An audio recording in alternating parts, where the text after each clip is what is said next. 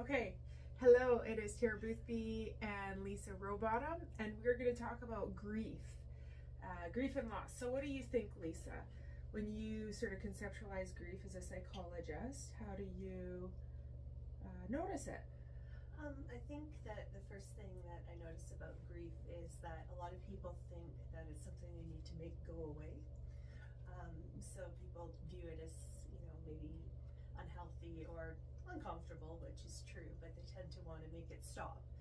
And I think the reality is that grief is healthy. Grief is, I think it really honors the fact that you had a connection with an individual or with whatever it was that you're experiencing loss regarding. Yeah, I like that, the connection, and sometimes I'll use the word legacy, like with grief. The people that we love, they've impacted our lives, and so they have a legacy in our life. And a part of moving and growing with grief is another way that I might say it is also being able to find space as we go along to notice those good and informative bits that these people have given to us, and help to continue to have that legacy. Because when people pass away, their memory fades, right? Mm-hmm. The memory of people, like my grandmother, Mm-hmm. I have that memory. My children never met her. So with my generation, the memory of this great person is not going to continue on. So it's her legacy in my life. And maybe then some hints of that will be going forward into other relationships. Mm-hmm.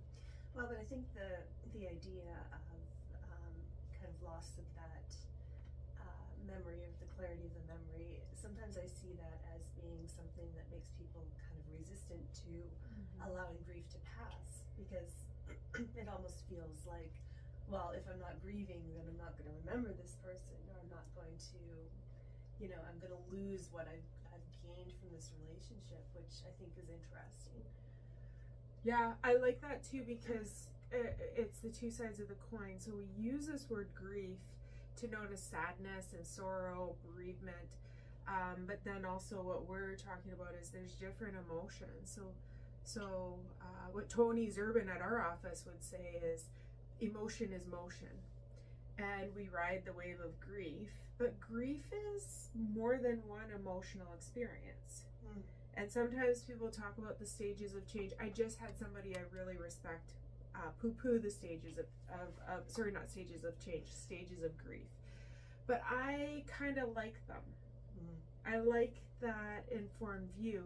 There is shock, there is bargaining, there is depression, there is anger, and there is acceptance. But there's a lot more. And within those experiences, they're not static. So they don't always follow the same pattern for each person. But what do you think about the stages of grief, or is there a better way? I think I like them because when people are grieving or have just experienced a loss, things can feel extremely emotionally chaotic. And I like the fact that using something like the stages of grieving, whether they're as defined as they talk about in the literature or not, it helps people make sense of what's happening. And I find that can be extremely useful because, like I said, it can feel like your emotions are all over the map, and why am I feeling like this, and what's happening now? And so just having that to anchor to, I think, is really helpful. Yeah, I mean, even for someone like me who's so experiential, I'm like an experiential attachment focused clinician. We're in central nervous system energy. We're like having lived experiences with clients. I don't do a lot of formula stuff. And then prior to this, I'm narrative, right? But what I learned in the narrative school of thought is labels are useful. Having some springboard of idea is helpful, so we can talk about the stages of grief. Shock, denial, bargaining, anger, eventual acceptance, and then we can move within those, or we can realize the differences. I'll sometimes talk about grief with the idea of a shared memory with family, and I think of the memory of decorating the Christmas tree, and how in my memory of decorating the Christmas tree, I have one core memory with my family, and I see each one of them. So I am looking at the memory through my eye viewpoint, and each one of them then is also remembering it from their vision line. And I think that's a neat little metaphor with grief. Everybody grieves differently. So where one person could be in shock, another person could be bargaining, another person could be really angry. And it's really important that we just like let whatever happens. Grief is a lot of feelings. It's complex. It's a trauma. I would say, would you say it's a trauma? Yeah, I think to a degree. Yeah, it might not be big T trauma, but it's earth shattering. Yeah, definitely. Yeah. Yeah, and then so when I'm sitting with people, I find grief work really slow. I give myself space for the slowness of grief in my own life when it occurs, and the different types. So anticipatory grief, the different levels of intimacy in the relationships, and then the like grief, like loss of a relationship. So somebody passes away, but there's also unresolvable losses. And so those are strange. I was thinking about unresolvable losses, hearing some painful, tragic death stories, and that's really unresolvable. That's pretty hard to meet people in therapy when they come in with an unresolvable loss about a loved one. And then I was thinking about what are some other types of unresolvable losses, and sometimes, besides tragic death, another one sometimes can be like divorce or estranged relationships. When being out of relationship is always unnatural. If we're designed for relationships, we're spiritually, inspired to have belonging in relationships. I believe that. So when we're out of relationship, estrangement is an unnatural loss. Another one I was thinking about, which is interesting, is bankruptcy. So there's a huge anticipatory grief there. And then the enduring of the bankruptcy, there's a time frame, and that feels unresolved. And then the person's released from it. So it's a very strange grief. And divorce in itself has layers of grief in it as well. So when we're talking about grief, the door I'm knocking on here is that grief, when we open it up, it's not just about losing people or losing pets. That's another one. That's pretty difficult. Or somebody just, ghosts us or runs away, and these things. There's so many ways that we see grief and loss. Yeah. Well, I think that's something that I run into often is that people who, they're experiencing grief, but they haven't, nobody's died, and they'll come in quite confused saying, well, nobody's dying, nobody's died, but I'm grieving, or, I'm really sad about the loss of this thing. And really, the emotion of grief is tied to loss. It's not tied to death. And I think that we experience all kinds of losses in life that are quite deep for us. And cause differing amounts of grief. Like you said, divorce is a loss. And, bankruptcy is a loss. And so we're going to experience grief. And I think that that's something some people don't always expect. Yeah, I mean, those losses, I had a big wave of grief this past week, and I was trying to write something, and I felt this block. And then when I navigated it, it was some old unresolved loss about trying to do something similar in my previous academic life, and it didn't go well. And when I was young, I didn't realize it was a grief experience. So here I am in my 40s trying to do a similar thing. And I've had this big surprise wave of grief that showed up for me. And that surprise loss showed up, and I rode the wave of the emotion. There was sadness, there's a lot of anger. And then new insight and some different healing. But the thing with grief is it's not an experience. It is a lived part of our life. So every new day, especially in the new year, every new day is a new day with grief and loss. If you lost somebody in October, you've never had, I don't even know what day it is, November or something. Let's say you've never had December 1st without the person that you love. So I've never had December 1st without my mom or without my auntie or something like that. If it's a pet that you love, maybe you've had the pet for 2 years, maybe you've had them for 19 years.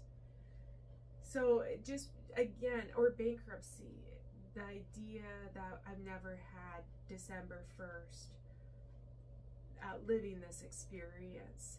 And so the first year in particular, there's a lot of firsts that go on. Yeah.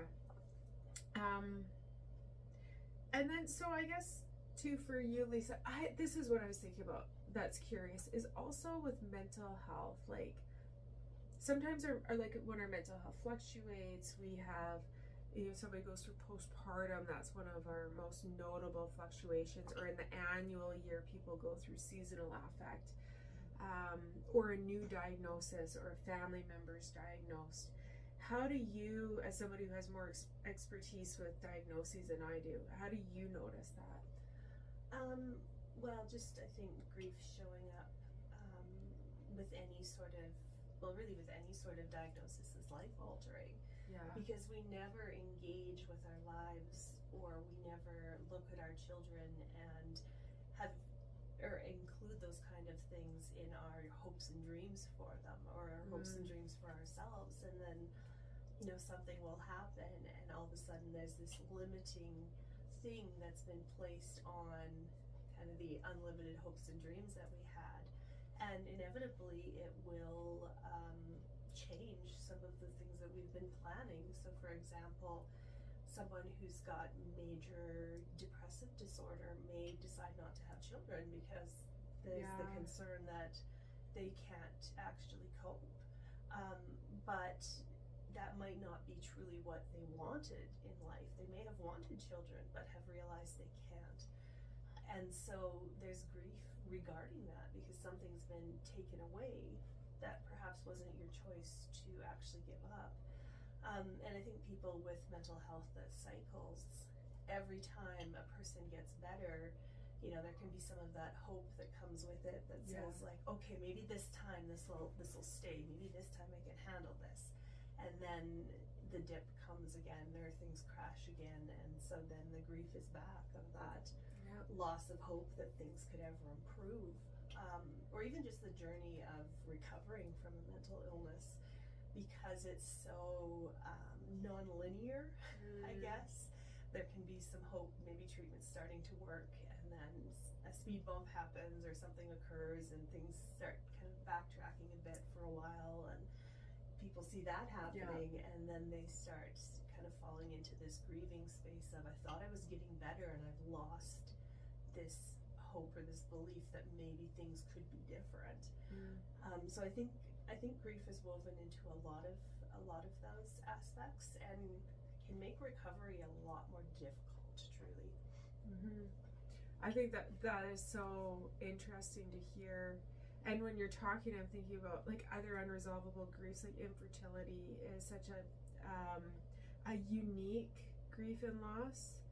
And when we're talking about mental health, I just feel so inspired again to remember grief is so unique, and grief is a pretty steady part of our work. So I don't define myself as a grief therapist. I enjoy grief therapy. I've done research on it in the past and created curriculum for it, but I just see the uniqueness of how it shows up in the office in different ways. And we say goodbye to something, big or small. It's grief, like pain, is subjective. It's a unique journey. It's a unique experience. And I was just consulting with somebody about the deeper emotional work. And one of the big emotional words that I think is so important is just confusion. It's not really an emotion, but oftentimes what gets us discombobulated is when something confusing shows up.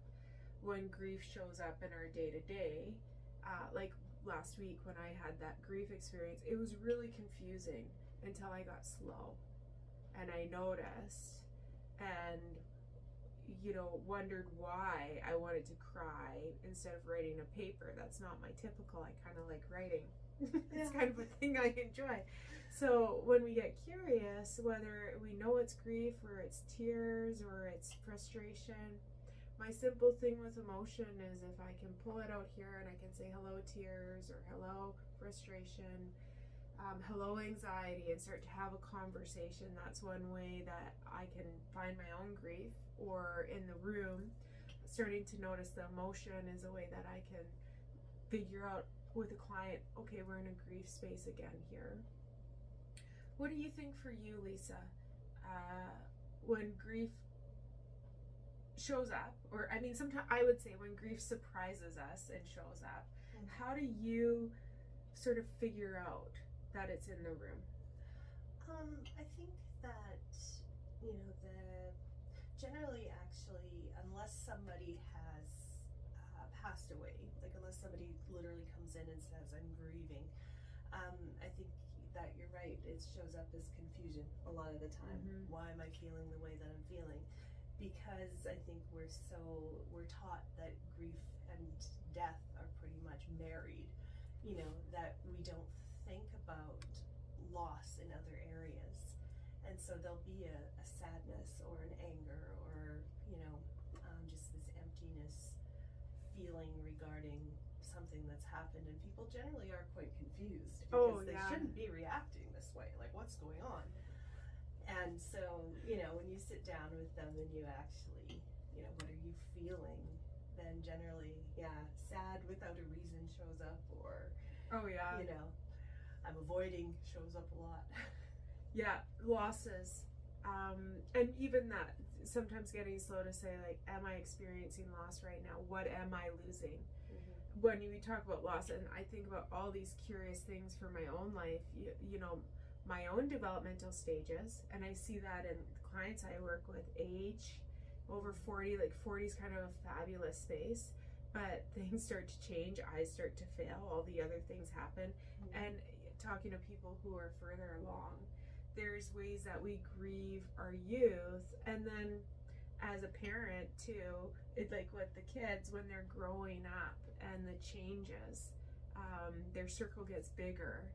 And if we're cognizant to notice the loss, that helps us to move into our developmental phases or stages better, our personal ones, and then the ones of the people around us. Yes. Okay. So get slow. It's unique. It's your journey. Having patience for people who are grieving alongside of us, and trying to slow down to have those conversations with our own confusing feelings, and letting whatever happens. And it's okay to reach out for help when you're grieving. I don't think I know many psychologists who would say, oh, that's not enough of a loss, we're not going to work on grief today. So it is, like you say, it's subjective. Something might really feel like a huge loss to one person and not another, but it's important that you get help with how you're feeling, not that you convince yourself how you're feeling is wrong.